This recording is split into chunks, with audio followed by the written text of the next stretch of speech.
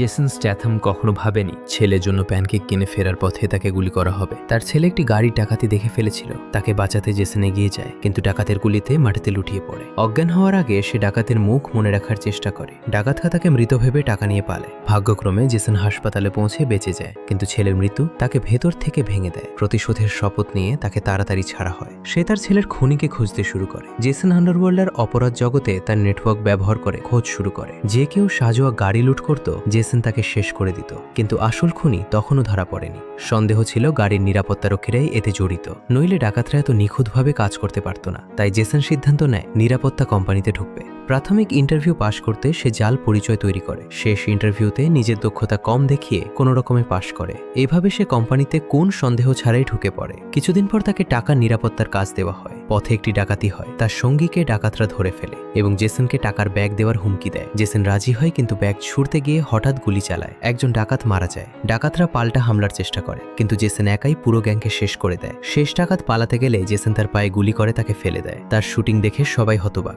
এটা কোনো সাধারণ দক্ষতা নয়। জেসন ডাকাতের মুখ দেখে, কিন্তু সে আসল খুনি নয়। পরে সঙ্গীরা তার প্রশংসা করে, কিন্তু জেসন কোনো আগ্রহ দেখায় না। আবার একবার পথে ডাকাতি হয়।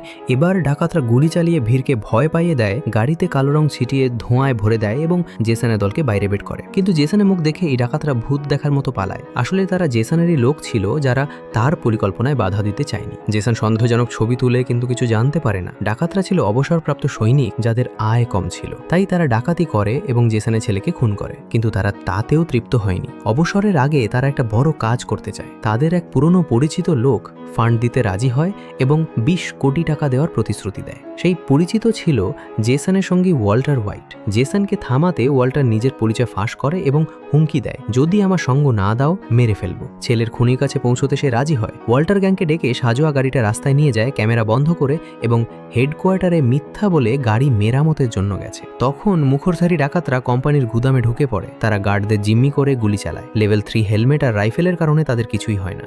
কিন্তু পুলিশ খবর পেয়ে 10 মিনিটের মধ্যে পৌঁছে যাবে। ডাকাতরা টাকা বোঝাই করতে থাকে। তখন এক কর্মচারী গুলি চালায়। সুযোগ বুঝে জেসন হামলা করে, কিন্তু আসল খুনিকে তখনও পাওয়া যায়নি। লড়াই এত তীব্র হয় যে জেসন একে একে সবাইকে শেষ করে দেয়। কিন্তু ওয়াল্টার তার উপর হামলা করে তাকে ফেলে দেয় এবং টাকা নিয়ে পালিয়ে যায়।